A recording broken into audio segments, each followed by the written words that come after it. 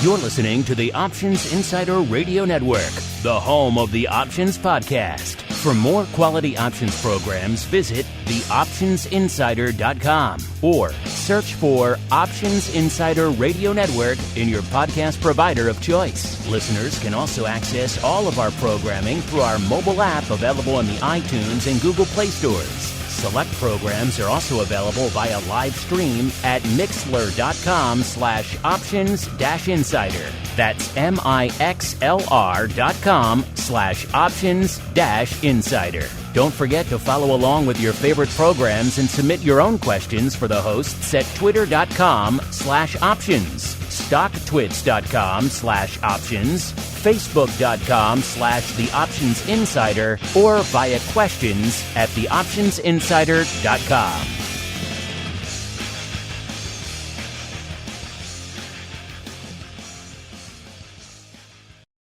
And now, it's time for the show that breaks down the options market. From unusual activity alerts to market analysis, strategy overviews, listener questions, and much more. If it involves puts and calls, then our all-star panel will break it down. It's time to hit the option block with your host, Mark Longo from the Options Insider Media Group, and co-hosts Uncle Mike TOSAW from RCM Asset Management, Andrew the Rock Lobster GIOVINAZZI from OptionPit.com, and Mark the Greasy Meatball Sebastian from OptionPit.com. And now, get ready to hit the option block. All right, everybody. That music means it is time once again for the good old OB. The Option Block, your bi-weekly source for all things options related. If I sound like I'm back to normal, it's because I am. I'm back in the studio here in not quite so sunny Chicago, not quite as warm as Florida. Got out of that conference just in time. It sounds like the conference world is pretty much imploding. We'll get to all of that in a little bit. This front portion of the year is usually just jam-packed with a lot of events. You guys have come to expect us bringing you a lot of content from those. Maybe a little bit of a wrench thrown into those works, like I said. But we got the RMC conference in under our belts. We'll chat about that in a little bit and all sorts of other fun stuff. Of course, you guys, as always, can join us live noon Central, 1 p.m. Eastern every Monday and Thursday on the old Mixlers or after the fact on your device of choice. We don't judge. However you want to listen, Spotify, Pocket Cast, Google Podcasts, iTunes, however you like to get it, head on over, enjoy. And, of course, if you like what you're hearing, leave a review to help others continue to discover this ongoing juggernaut of a program, which probably have some interesting new wrinkles coming next couple of weeks, I think. So we'll stay tuned for that. And joining me to help me continue the joy, the fun, the journey that is the option block. Let's start off in the land that is always free of disease and plague and strife. Of course, I'm talking about St. Charles, where we are joined once again by the ever optimistic, ever bullish Uncle Mike TOSAW from St. Charles Wealth Advisors. Uncle Mike, welcome back to the show, you perma bull, sir. Good to be here as always. Happy to be here and got a lot to talk about yet again today. They used to call Rock like the Brahma Bull or something. You could be the Perma Bull. How's that sound? I've been called worse things, especially with bull in the title. We'll leave that to the imagination and move on out to the hinterlands, where another guy has probably been called a few worse things in his day. We just call him the Rock Lobster. Mr. Andrew GIOVINAZZI from OptionPit.com by way of Carmen Line Capital. Mr. G, welcome back to the program. To you as well. Also safe and secure in your fortress compounds on the far eastern shores of Maine, sir. Welcome back to the program. It's good to be back here. That is probably by far the kindest intro I have ever had on this show. After almost 10 years of doing this show, that is the nicest intro I think I have ever gotten.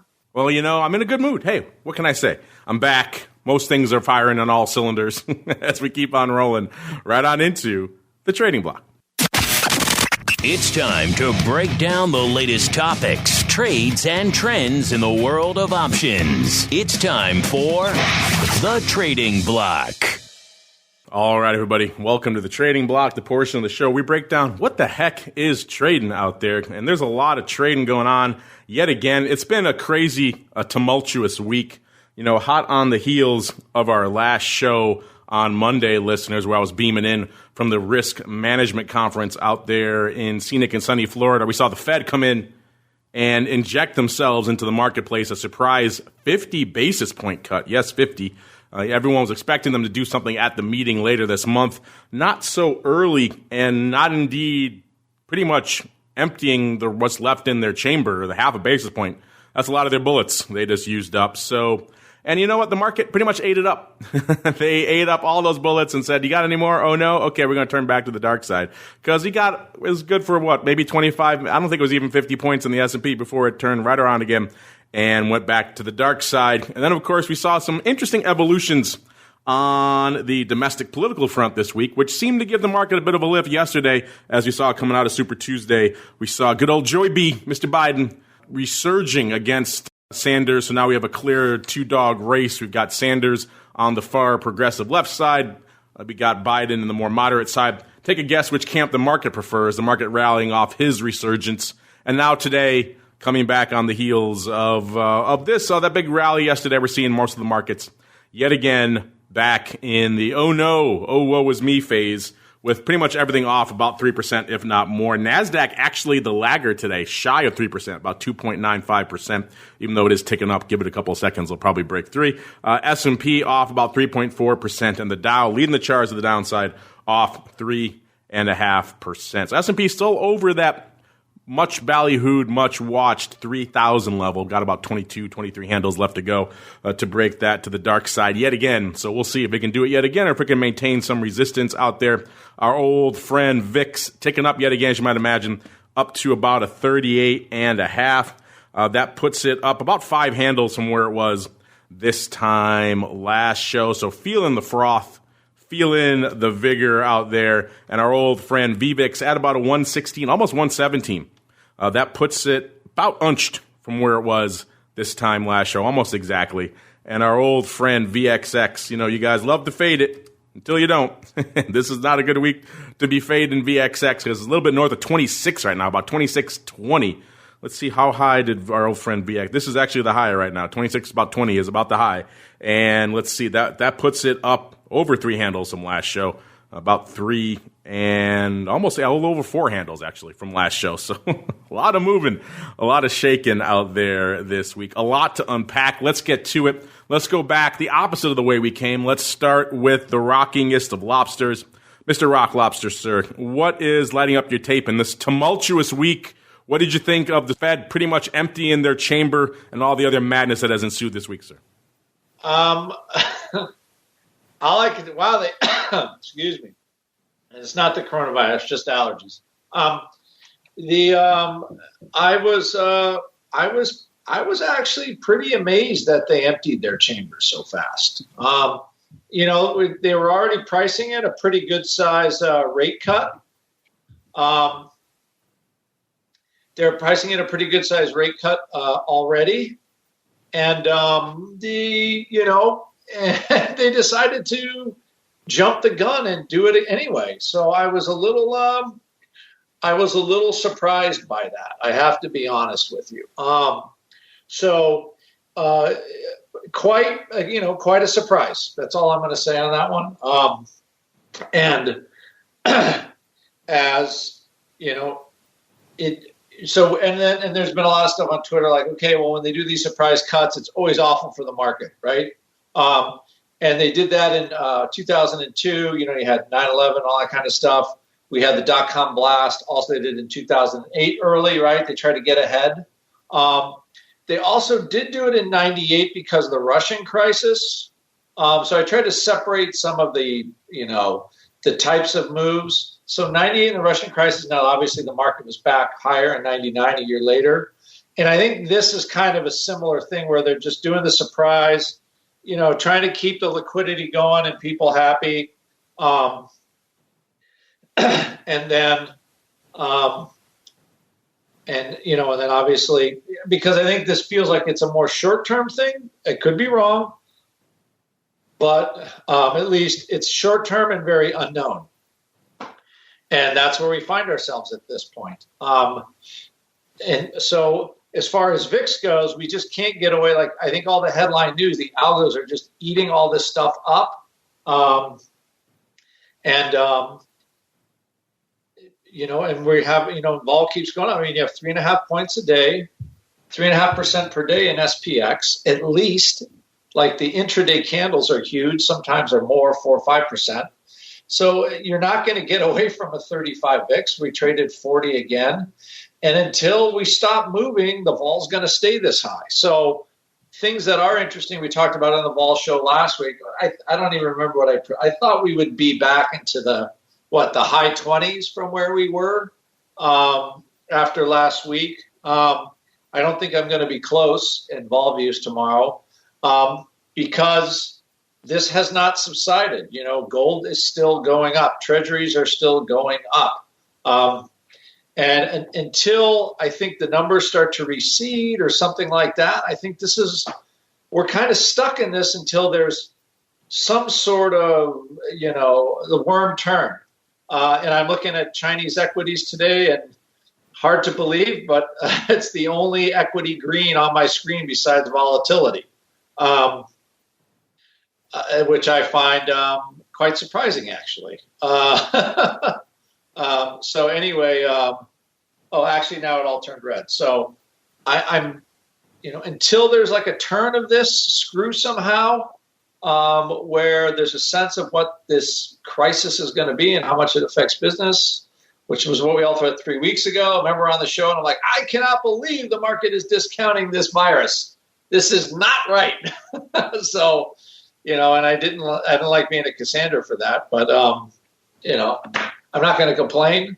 But it's just not, it's obviously off-putting, and it's, it is what it is. And at this point, until something starts to turn the boat around, clearly the Fed is not going to be able to do it.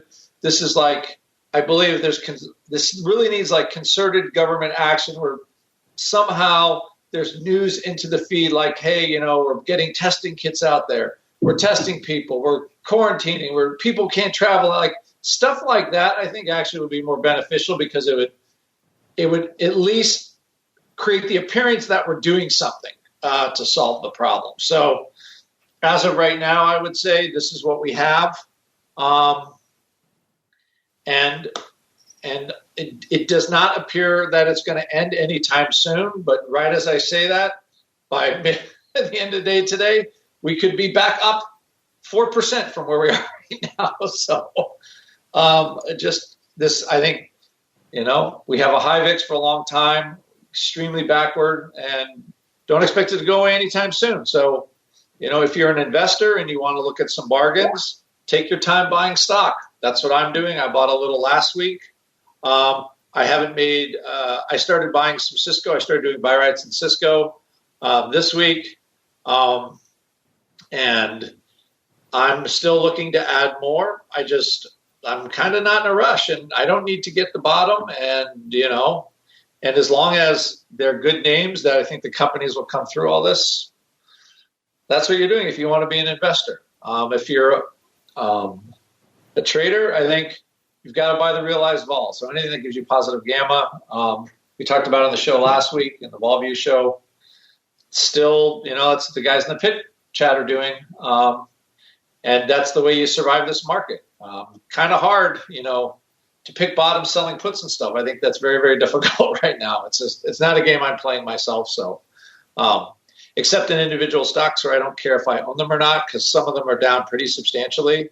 I just mentioned Cisco because anytime it's below 40 now, I'll add some. So it's there, and I'm going to buy some, and we'll see what happens. So that's where we are. But I'm not touching any oil right now. I'm just trying to figure out what's going on in there. And I think natural gas is just destroying the whole oil and gas space. So, but that's where we are. You mentioned buying the realized vol, Mr. Rock Lobster, and I was just down at that risk management conference. It's shall we say, a unique clientele who attends that conference, very deep down the vol spectrum. So I happened to run into. So I don't really know the person, but they recognized me a little bit. So we were chatting. I said, "How are you doing?" Their response, a response you would only get at a conference like this, was, "Oh, I'm great. I'm long gamma. And if you're long gamma in this market, you're God." So that was the response I got when I said, "How are you doing?" to someone down at the risk management conference. So I like that. I like that. So if you're long gamma, you are God, Mr. Rock Lobster. Are you down with that? As I said, you can go join my Vol Trading Club and see how to do it. It's not hard. You just got to know how to do it. But I think it's this is a trend that I am not on the side of fighting at this point. Let's just put it that way. Yeah, and clearly that fellow was laughing all the way to his long Gamba Bank. Uncle Mike, sir, I hope you have uncovered your ears now, because I know you were deeply offended when Mr. Rocklaps would have the temerity to bring up the name that shall not be named, a.k.a. Cisco, on this program. He's doing buy rights in Cisco. How dare he? How dare? I'm sure he took umbrage at that. So first off, let us know your umbrage about that. And B, are you buying into that right now? If you're long Gamma, you are God, sir. No, there's only one God. I'm not going down that path. But I guess it just depends on which Gamma you're long. How about a God in like a Greek pantheon style? How about that? I guess it just depends on what Gamma you want to be in. But yeah, if you're long calls and the Gamma went against you, then you're I guess you're the reverse of God. You spell it backwards, dog, with that. But that's one way of looking at it. But this in markets like this, if you're long puts and the Gamma works in your favor, it's a very powerful force. No question on that. So a couple of things with which I'm looking at right now in this market. With it, silver has not come to the gold party. Gold has been rallying a lot. Silver has not joined it as of yet. So kind of curious as to seeing how this will play out when if silver ever gets on board with us. The other thing today, the great show title I'll suggest for you today, jump on the boat with the 10-year note. 10-year note yield went below 0.9% today. It's a record low in the 10-year note.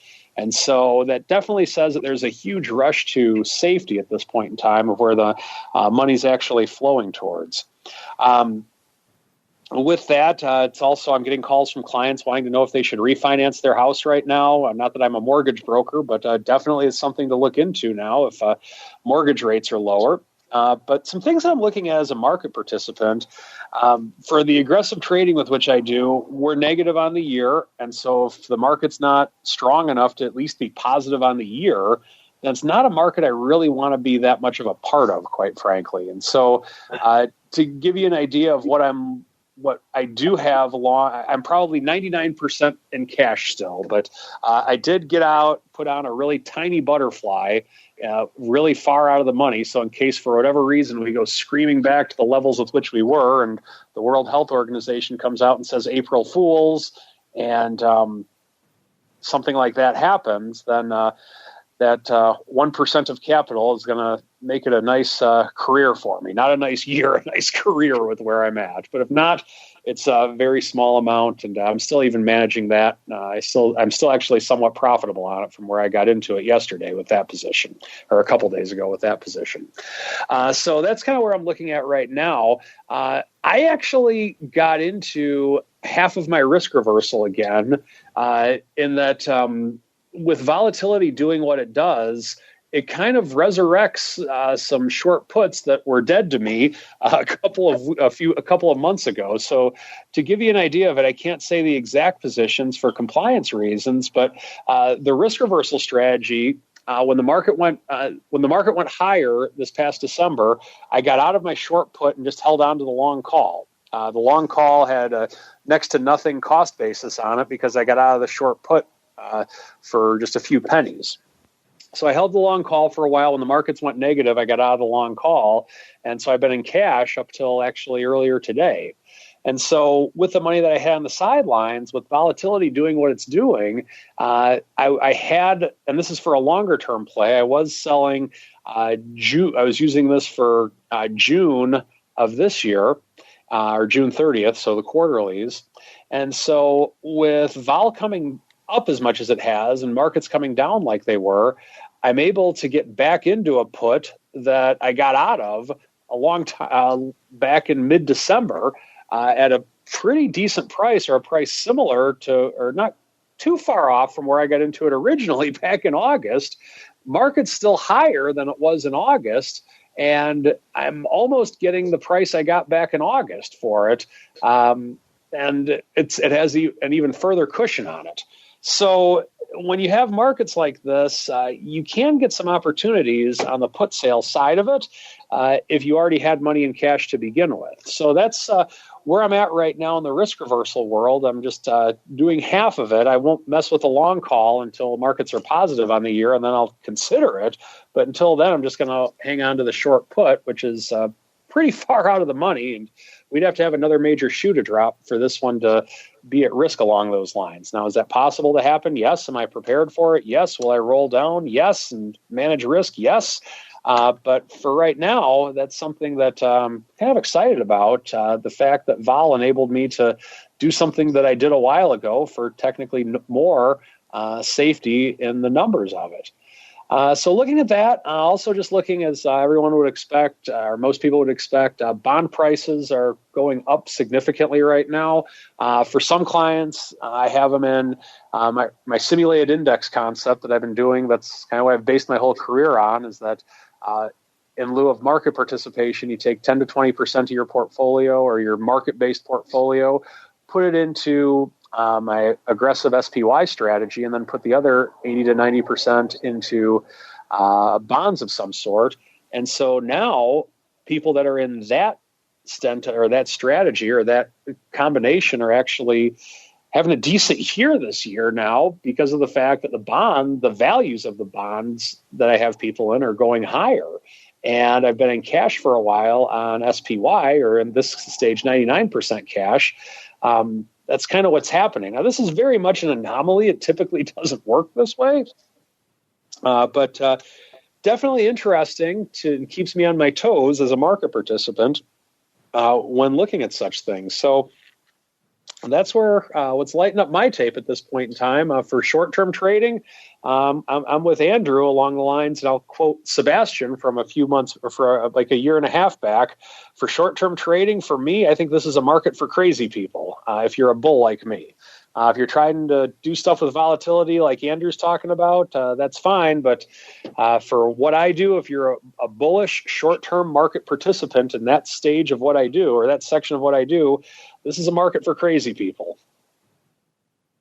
Luckily, we're all pretty crazy here on the show, so we get to dive in a little bit, see what the crazies are up to out there today. Listeners, coming into, as of a few minutes ago here, in the old trading block, we're seeing VIX doing a decent paper, but not quite maybe what you'd expect. Again, this is usually you'd see 3+% sell-off in the S&P. You'd expect, oh my God, VIX over 1 million. Not quite today, about 475,000 on the tape as of a few minutes ago. Again, we've seen this a few times now. We've seen this dance. We've been to this party, so it's not quite as shocking or perhaps as amazing as it was a few times back. The ADV is a little bit north of 700K now, though, reflecting just how active it has been out there. SPY at about 2.75 million. The ADV, 4.5 million right now out there in SPY. 4.5 million contracts a day is the average in SPY land. Just crazy town. The S at about 866,000 contracts. ADV, 1.8 million. The Qs, 504,000 contracts. The ADV, 1.08 million. And the Russell, at least the IWM flavor, at about 166,000. The ADV, nearly 500,000 out there as well. Rolling on out to the top 10. What's lighting up your tapes out there, all you crazies out there trading in this non-Uncle Mike market? Cost you only 127,000 contracts to break into the top 10 today. That gets you to Netflix. So again, maybe somewhat lighter than you expect. Number 9, we've got, looks like American Airlines, 137,000. Number 8, Baba, at about $1.45. Number 7, GE, 149,000. Number 6, Disney, up to $1.83. Number 5, AMD, 199,000 contracts. Number 4, Tesla only number 4, 227,000. Number 3 here, Microsoft. It's been hanging out there in the top 10 for quite some time and strong now. Number 3, 245,000. I'll have to look and see what's driving all this paper out in softy land. I know Microsoft, Andrew's a softy head. Maybe he has some insight into that. Number 2, Bank of America, about 250,000 contracts. And number 1 with a bullet, the old Apple, at about 546,000. All this volatility, it may be spooking you, but it was good for the overall options market. OCC reporting their February numbers recently, the highest volume month ever for the options business on record. We talked before, the Flowmaster talking about some individual daily records. So you get a few of those in a month, it's going to add up to the most active month ever for equity options. February total volume. This is everything OCC clears, remember, not just listed options. 568, almost 569 million contracts. That's quite a few.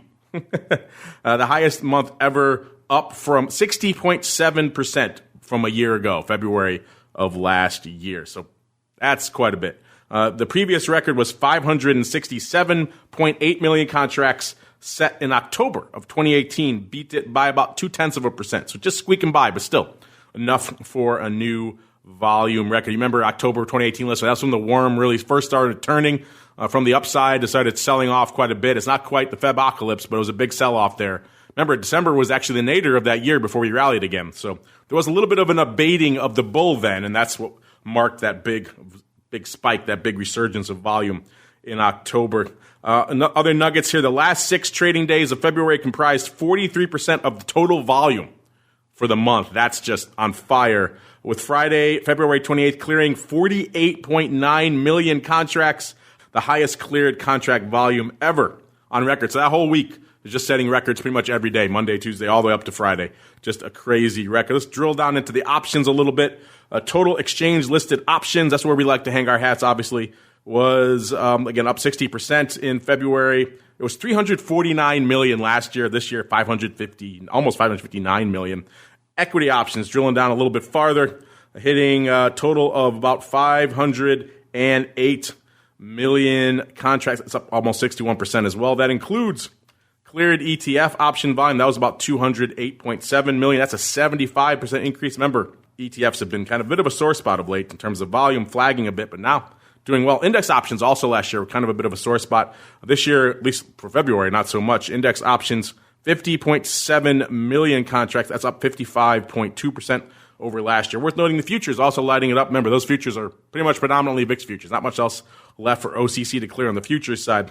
10.096 million contracts in February. That's a 106.2% increase from February of last year. Pretty much doubling from this time last year. So a lot of interesting nuggets out there. Since we're talking about OCC and their counterpart, OIC, which you do a lot with on the show, kind of some sad news coming in this morning, kind of hot on the heels of earlier this week. I mentioned I was at the Risk Management Conference. Usually I go straight from Risk Management over there to the FIA Boca show, which is the big international derivative show there on the east coast of Florida. So I start off on the west coast of Florida for the RMC, then I head over to the east coast of Florida. A little bit of behind the scenes of my schedule in the early part of the year there. And Boca is where you've heard me do a lot of shows from there in the past, is where you meet up with a lot of people from the global derivative scene. Obviously, not exactly the time maybe you want to gather the global derivatives community together, including from areas like Singapore and Hong Kong and Japan and Italy and everywhere else.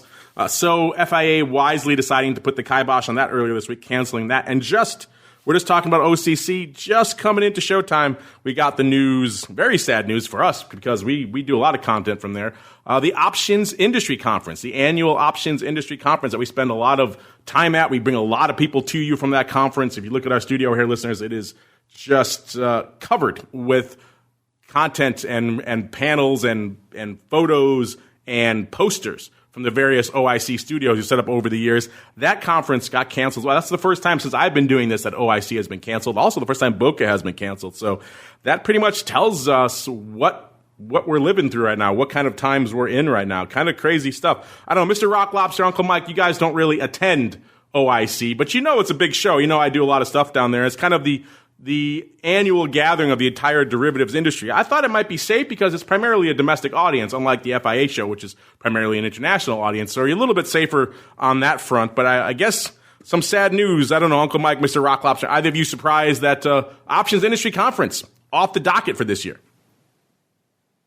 I think just businesses, everybody's just going to figure out that, let's just take the next 2 months off. No traveling, no flying, nothing unnecessary.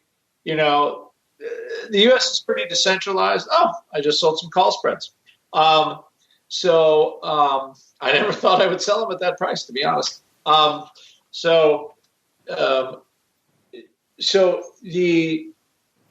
think what's happening, since the government's not making everybody do it, people like businesses all over, like, we're just going to cancel public events, cancel flying, reduce all the stuff that we don't need to do, and then let's revisit everything in a month. And maybe reschedule it later. And, once I see that everywhere. I was supposed to go to New York on the 13th. Just everything literally, like, just being canceled. And I have to admit, doesn't it make sense until you get a sense of what's going on with all this? It's easy to restart the ball rolling again, but as of right now, I would have to say, I have no real interest in leaving my rock until May. So I guess I'm a poor example, but I also have respiratory issues anyway, so I'm not the best person to talk to about this. But on a good day, you're hiding out in your compound in Maine anyway, right? So I think you definitely default to the isolation trend out there. But yeah, it certainly is the saner course of action. Still a little bit surprising that I thought. I mean, looks like SIBO, they really squeaked in under the wire with RMC. If that conference was another week forward, they probably would have had to cancel that as well. So we'll see. Speaking of things that are going on right now, still happening, earnings are still happening. And some big names popping off this week. Monday had Tilray, for all of you still playing in that cannabis sector. You like your earnings in the retail side, Target, Kohl's, Nordstrom, all of them on Tuesday, along with Hewlett Packard. Wednesday, Uncle Mike's favorite name, Dollar Tree, where he does all his food shopping. Zoom Video, Campbell Soup on Wednesday. Good name for this. A lot of people stocking up on canned goods. Maybe Campbell Soup has some interesting ones. And today it was Kroger and Costco. The Costco, at least you can report locally here in Chicago, having been picked clean of essentials. So use that for whatever indicator you feel like. Let's look at some of the earnings move results reports, courtesy of our friend over there in Orat's land. You can find these, of course, theoptionsinsider.com is the place to go. Marvell popped off after the bell. That's Marvell Technology, of course, not Marvel Comics. That would be cool, but no, they're part of the old Diz now. Marvell, they were popping off after the bell on the 4th. They went into their announcement about $22.60. They were pricing in, paltry 2.4%. They were pricing in nothing. And they delivered 11.5%. So it sounds like Marvell blew the doors off from an overall earnings vol perspective. Usually kind of a sleepy name, but not so much. Yeah, closed at $22.60. Opened up again $24.48 and is trading up to about 25.5. So yeah, rallied about $3. So those folks dramatically underpricing some Marvell vol out there. What else popping off? AEO, that's American Eagle. They were also popping off after the bell yesterday. They were pricing. They closed at about $12.87. They were pricing in about 6.5%. And they underperformed. They only delivered about 2.8% movement. So a little bit of underperforming there, which just seems like has been the narrative for most of the earnings season. But Marvell, bucking the trend. A bunch more there you can find over there at theoptionsinsider.com. Also check out the earnings season report. We're coming into the tail end of it, listeners. And so far, seems like the total for all the names that Orat's folks have analyzed, all 561 of them that have reported so far, which is about 76% of the names so far. Looks like 91% is where we're falling. So 100% would be exactly in line with all the average of the straddles. 91% means we're shy of that a little bit, actually. It looks like every week this season has averaged less than the vol they're pricing in. So this is one of those seasons, one of those cycles where they overprice the vol maybe a little bit and it comes in. Of course, next season they'll probably do the opposite. They'll squeeze the vol a little bit and we'll outperform. We shall see. But right now, at least, looks like the season looking a little bit weak overall from a total vol perspective. Speaking of weak, let's see. I have no idea what our Eye of Sauron is going to find us. Let's find out a little bit of the old odd block.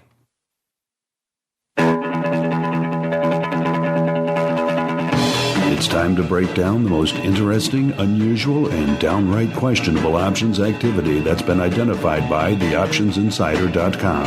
It's time for the Odd Block.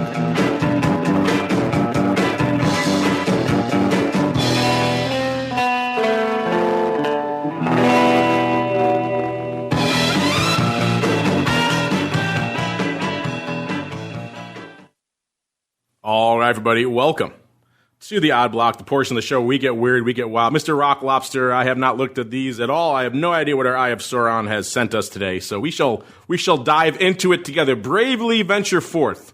Not so much from your compound, because you're kind of stuck there, but bravely venture forth into the weirdness of the option space today. So hopefully you're ready.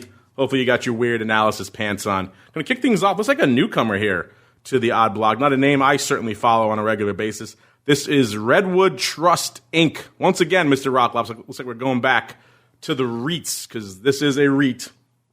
ticker symbol RWT, trading $17.25. Off looks like about half a buck or about a little over 3%. This is the name that's had a bit of a topsy-turvy year, as a lot of the REITs have of late. A year ago, it was trading about $15.83, so a little bit shy of where it is right now. And over the course of the year, it seemed like it slowly got on the rally, got on the upswing. Looks like it peaked out at nearly just a tick over $18 back on Valentine's Day, actually, a couple of weeks ago. So it got from about 15 and change all the way up to 18, and then looks like something, either the earnings or something else, or could be a little Corona love, combo of both. Either way, this thing took a huge bath over the course of the next few sessions. Obviously, got a little bit of downside beta with the market here, probably. Sold off from about 18 down to about 16.5, and then it rallied back up to about 17.80, and now it's selling off again today, down to about 17.25, where we find ourselves today. Mr. Rocklopster, see what our Eye of Sauron has found for us. By the way, it seems like 5,000 is like the trade du jour today. 5,000 lots are what our Eye of Sauron seems to be picking up today. First up, we've got the OC 17 halves going up for 50 cents. These are on the bid here, Mr. Rocklopster. They were 50 cents at 60s. Looks like someone may be doing a little bit of the old premium harvesting, taking 50 cents off the board. 17 half, pretty much in almost at the money option right now. So someone perhaps fading a little bit of what's going on out here, thinking this is not going to rally again anytime soon. So we got a 5,000 lot of those. As I dig in a little bit deeper here, Mr. Rocklobster, as I like to do. Also looks like we're seeing some puts lighting it up as well. OC 15 puts. So maybe someone looks like they're legging into a bit of a collar, almost doing it zero cost. Actually getting it for a nickel credit. They're doing on a ratio, though, only about 2,500 of the OC 15 puts going up at exactly the same time as these calls. So I'm going to go out on a limb and say they're related, even though they're not marked spread here.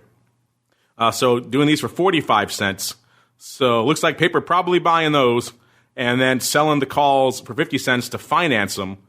So looks like they're a little bit spooked about some downside and not really too concerned about the upside because they're overweighting to the upside here. Looks like 1 by 2. Total volume on both of these, about almost 6,000 on the calls on the day, total on the strike, and almost 3,000 on the puts. So I think that 5,000 by 2,500 is pretty much the main trade to focus on here. So Mr. Rocklobster, a little bit extra here for you to digest. Looks like someone perhaps legging into a bit of a ratio collar here and getting ahead of themselves on the upside, saying there ain't much upside here in this one until October. You know, if the Viceroy was here, you know what he would say. This guy should have sold the stock then. If he's that worried about it and looking to lock in two handles and do ratios to the upside to get rid of it, maybe he should sell it. So I don't know, Mr. Rocklobster, what are your thoughts? It looks like someone maybe legging into a bit of a ratio collar. Are you down with that? I am down with that as of right now. Yes, I think that's a very reasonable spot. And also in a market like this, do you remember trying to get more than 5,000 of anything done in a pit? In a market like this? Yeah, it's a bit of a challenge. Do you want to get anything more than 5,000 done in the size of this pit? So I think a collar makes absolute and total sense for anybody right now that is looking at the bottom of the I'm not going to say this is a ball apocalypse. This is actually, to be honest, stuff like this is a little more scary. It's like steady, just sell, sell, sell. You know, you remember those days, like when we had those just kind of grinding markets, and people want out until they want to have a reason to stay in. So, and as of right now, kind of hard to have that compelling reason to stay in, as far as I can tell.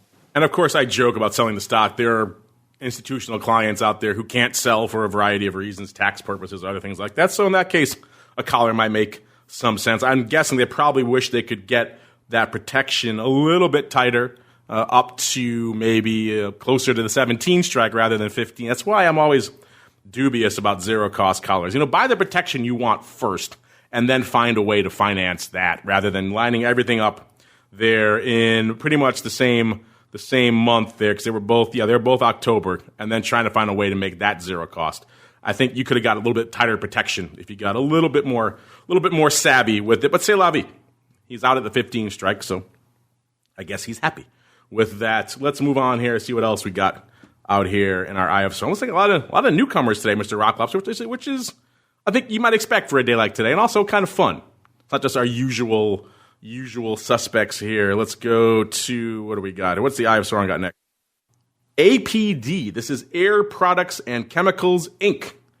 Trading, this is the rich one. The other one was a little bit too cheap for your blood. Well, don't worry. We got you covered now. $231.70, off about $5.50 or about a little over 2.25% out here. This is a name that's had an interesting year as well. By the way, this is a company that makes, principal business is selling gases and chemicals for industrial uses. So an interesting name to be having a big move or a big paper on a day like today. Maybe they make something that is coronavirus related. Maybe make something that can disinfect it or something along those lines. Who knows? But a year ago, they were trading $179.25, so well shy of where they are right now. So they had a pretty decent year. They peaked out at $257.01 up until about a week or so ago. I wonder what happened about a week or so ago. But they got their wings clipped pretty aggressively, along with a lot of other names out there, and they sold off pretty hard. It went from 257, I should say, 257.01, down to 219 in pretty much the blink of an eye, a couple of sessions. So they took a drubbing. They have obviously rallied from that now. They're up a little bit. They're to 231, so they're off that near-term low, but still rough couple of sessions here for Air Products and Chemicals. Let's fast forward, see what our Eye of Sauron found for today. Another 5,000 lot, Mr. Rocklaus. Probably speaking to what you're talking about earlier, the difficulty of getting much more than that off in a market like this. It was the 220 puts going up in March. So pretty much right near, let's see, where did it bottom out a couple of sessions ago? Bottomed out 219.61, so right at that level, 220 puts. Someone looking at those and saying, you know what? Oh, maybe not. Let's see. These did not go up late. These went up on the Philly for $3.15 and some splits there on the end. These things were $3.40 bid at $4. So, Mr. Rocklobster, this could be the opposite. This could be someone getting a little bit dicey, getting a little bit aggressive, deciding to say, hey, I want to sell some of these bad boys. I want to draw that line in the sand at 220, saying this far and no farther. And if it does go that far, I'm buying myself some Air Products and Chemicals because I like this. This could be what you're talking about, a little bit of dibbling your toes into the water here. They did them for $3.15. Again, they were $3.40 bid at $4. Again, probably speaking to how difficult it is to get 5,000 of anything done today. You have to go through the bid that aggressively to get all those done. Worth noting, there are earnings, but not in this cycle. Next earnings are the 22nd of April. So this is not an earnings play. This is just a near-term, pretty aggressive line in the sand here. This guy, it decides if he is buying it, he's buying in around the 219 level or so. I guess you can argue it's not a bad level. It's certainly not the 52-week low, but it's not. It's right about where we bounced last time. So, Mr. Rock Lobster, are you feeling this guy is also perhaps writing a little bit of an aggressive line in the sand here? And if so, it kind of speaks to the difficult nature of getting 5,000 of anything done today, sir, let alone in a active and liquid name like Air Products and Chemicals. Yeah, I'm looking at that, and you think like, well, you know, blah blah blah blah blah. I would say that's an aggressive line in the sand. I think to me that looks like just a straight yield play. They're going back to going back to the fall for prices as far as that goes. So basically, before everybody went crazy, I forgot the reason why we started rallying it around. Oh, the trade deal. You know what's funny is nobody's talking about that anymore. We had the trade deal dominated the news for 2 years, and you haven't heard shiitake about it. So I think this is a stock that rallied hard on it. And, and then, the bloom is off the rose, and now somebody's just picking up that lower level. Yeah, interesting stuff here. I'm going to put this one in the to-be-watched category. My producer reminded me there as well, going back to the OIC conference really quickly. We also, of course, host all of the panel audio. We are the exclusive home for all that panel audio as well. So all of you have come to know and love and I know there are many of you out there who can't make it to these conferences but like to hear what's going on in the industry. You won't have that as well this year. Maybe we'll see. Maybe I'll see if I could work my magic behind the scenes to make something happen for you guys. But speaking of magic, let's see what magic we have left in store for you here with our final name here. What is our Eye of Sauron? Let's get weirder with our final one, Mr. Rock Lobster. I'm glad, going back to the Viceroy, I'm glad he is not here for this one because he would be deeply offended. Because if $200 some odd was too rich for your blood, don't worry. Our final name here, SNSS Pharmaceuticals, Inc., ticker symbol SNSS, trading a whopping 94 cents, up 2 cents. This is the fun one. This is what happens when you crank away the Eye of Sauron, let it run free on a day like today. It finds you some weird ones. This is one you could probably argue, and the Viceroy certainly would, that this stock is an option, but let's get away from that for a second. What do we see, Mr. Rock Lobster, today? Looks like someone decided swing for a little bit of the old fences, gobbling up 4,605. So he couldn't even get 5,000 done. He got 4,605 of the March 1s. Yes, the one strike calls, listeners.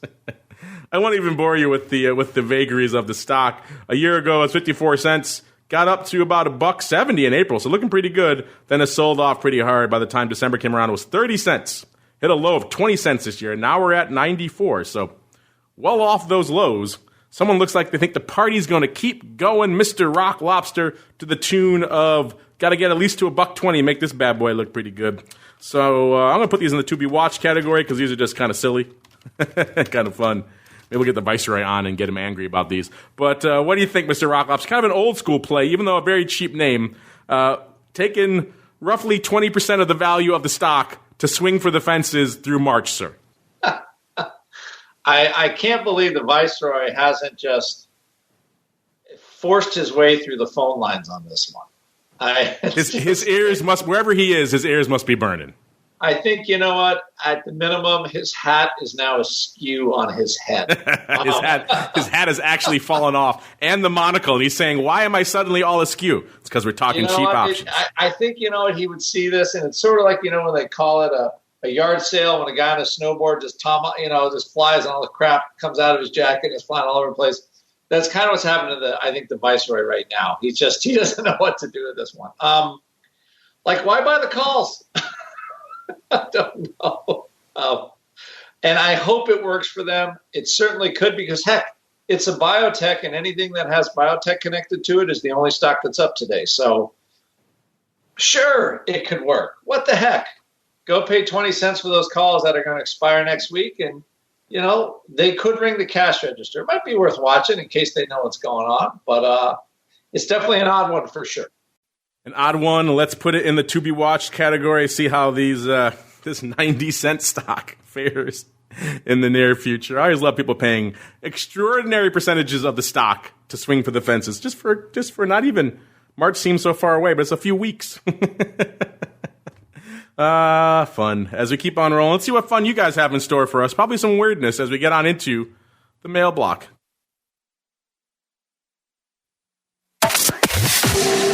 It's time to take your seat on the All-Star panel as we read your emails, tweets, Facebook messages, website comments, and much more. It's time for the Mail Block. All right, everybody, welcome to the Mail Block. You guys know the deal. It's Thursday. It's time for you guys to take the reins. Your Q's, our A's. We got all kinds of weird ones, I'm sure, in store for us. Let's see here. All right, let's kick it off. Dom wants to know, what is a good easy for me to say. What is a good use case for long straddles? I know that they erode quickly and are expensive. What's the upside? Well, probably looking pretty good on a day like today or a week like this, Dom. I think a week like this is kind of the poster use case for long straddles. You can do a lot with them. You load up on them. They're crazy expensive, right? But, of course, you're getting moves to the upside and to the downside. So if you keep it on and you're savvy about your delta hedges, your scalps, your gamma scalps, you could hit the bottom, hit the top, make some nice hedges in between, more than pay for that straddle, and also have, the nice movement of it. To boot, of course, you can just use it in one direction and take it off. Either way, this is kind of the cliche week people point to when they're out there telling you should load up on these things. At least right now, they're crazy expensive, but at least right now, the moves are paying off for it. Mr. Uncle Mike, I know long straddle, not exactly a huge tool in your arsenal, but good old Dom wants to know, what is a good use case? So when you're in your pantheon, in your lexicon over there, what is a time when you would say, hey, you know what? Time to break out the old long straddle, sir. I can't remember the last time I've ever done a long straddle in 15 years of doing this. I I think that if you are going to do it, you do need to be pretty savvy of when you need to take profits, trade into things, and you need to do stuff with it. I don't think it's a set it and forget it type of trade, but I don't know if I'm necessarily qualified to say, because I'm willing to bet I've done less than 5 long straddles in 15 years of trading. Yeah, I think that's a good copy. I think most of us, if we're doing straddles, they are components of other strategies. Maybe an iron fly, something along those lines. It's usually not a long straddle by itself. You got some other short wings to help pay for it. But Mr. Rock Lobster, if you were so inclined, and what was our listener's name here? Dom. If Dom came to you in the pitch chat and said, Mr. Rock Lobster, what is a good use case for long straddles? What would you tell him? Well, I think right now the best use case is, and when I say straddle is, I generally trade strangles. So I do buy a lot of strangles, and it works pretty well, to be honest. We actually have an Edge Hunter sheet that helps you find that kind of stuff. But, the straddle by itself is I think the straddles like that work very short term. The weeklies are a better place for them when you have a lot of realized vol. So right now in a market like this, when you have, to me, straddle trading is you need the vol to come in a volatile market, or in a market that's been moving. So let's say the market's been moving a lot, vol goes up, and then everything kind of slows down a little bit. Market makers take the vol down aggressively in the short term. A straddle then, if you buy it, it is a relatively, I'm not going to say it's risk-free, but it's a lower risk trade because you don't hold it for 2 days, so you can control the theta on the trade. And then if you get a move like we're doing now, like, things move, even a $10 straddle could be worth 10 or 13 bucks or more. So that's one way to do it. I think strangles and VXX have been great trades. That's one of the stuff in my vol newsletter.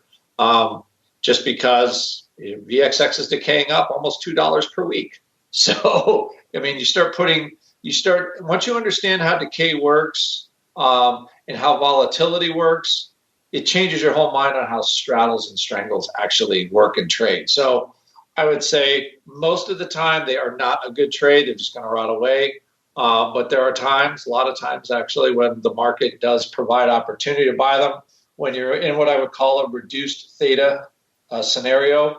There's many different ways to do that. I know this is very technical, but that's how I teach people. Well, you want to learn when, basically if a straddle's not going to decay, you want to own that trade in my mind, right? Because you basically can own a call and a put for free for a period of time. And once you learn how volatility works, you actually can look for the market to generate that kind of thing. It's not a long-term investment strategy. It is a short-term trade to take advantage of a vol anomaly. And they do exist. I have my pit crazies trade them all the time successfully. I have sheets created for them on vol newsletter, all that stuff. So it's something you can learn how vol works. And so it does work. But one rule I learned early, literally, probably this is 30 years ago, options, where somebody said their options were meant to be sold. That was our vol guy Schlesinger, right? But also as a floor trader, if you buy options, your next job is to figure out how to get rid of them. So when you buy a straddle, again, it's not a marriage, it's a date. As soon as you have a chance to make money on the position, you're looking for, to close it, both sides. And just be on your way. So you borrowed the premium for a while, market moves, premium expands, you give it back to the liquidity provider, say thank you very much, and you move along your way. And don't think about it too much. And once you learn how to trade from the long side, what I would say a long vol side, it also helps you become a better short vol trader, selling spreads, credit spreads, and stuff like that.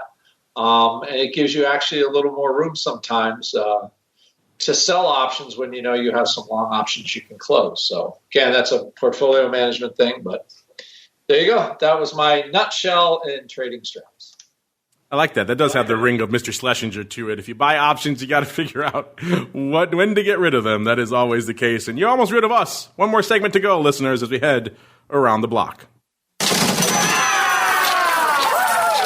It's time to tell you what we'll be watching on our trading screens until the next episode. It's time for Around the Block. All right, everybody, welcome to Around the Block, the portion of the show where we break down what the heck we're watching for the rest of this week. I was just noticing some data come in and some tweets, including from Chris Cole over at Artemis Capital, who has been on the Vol Views in the past, likes to talk up his long VIX book, let's just say. But he made an interesting point, which is true. It's hard to believe just 12 days ago we were at all-time highs in the market. Oh, how the worm can turn aggressively. He also points out at 11.5% drop. This barely registers on the timeline of long-term, long-scale drawdowns. And he goes all the way back to this data to 1931. So looking a little bit back there, but still interesting stuff to keep in mind as we're all kind of putting our heads under the sand here with all things coronavirus related. But interesting stuff. We mentioned earlier in the show, there are some earnings if you want to just focus in on the micro and get the heck out of the macro ether for a little bit. I can certainly understand why you might want to be inclined to do that. TheOptionInsider.com is the place to go for that. And let's go around the horn now, see what everybody is looking at for the rest of the week. Uncle Mike, we'll start with you, sir. I'm sure you're pretty much focused on the bear virus right now. Anything else on your radar, sir? Yeah, I'm watching today. I want to see if we can hold 3,000 today in the S&P 500. You always wonder in times like this, where would the floor be of the marketplace? And what I think is interesting right now is that we had a couple of tops in the S&P in July, as well as September around the 300 level or the 3,000 level for the SPX. And we're kind of there right now. So curious to see if we can use this as a springboard to go to higher levels. But if not, once again, this market is still for crazy people at this point. Luckily, all of us here, at least, are somewhat crazy. Hence the reason that we do this show. Mr. Rocklops, I know you got a lot of crazies in your pitch chat. What are you telling them to watch for the rest of this week, sir, into the weekend? Oh, my gosh. What do we watch? Everything. Watch how backward the VIX futures continue to get. That premium somewhere between like $4 and $8. 30 vols not going away. Look for, I think the only way the selling sort of stops and the vol comes down is if there's somehow this whole coronavirus problem, somebody can put a ring around it and it's just not quite there yet. It sort of just says blown out of the water at this point. The Feds kind of use their bullets. It's like, okay, refinance your house, like do stuff at low rates. Look for, high yielding plays right now in decent stocks. That's kind of the thing you need to do and look for. So that's what I would say there.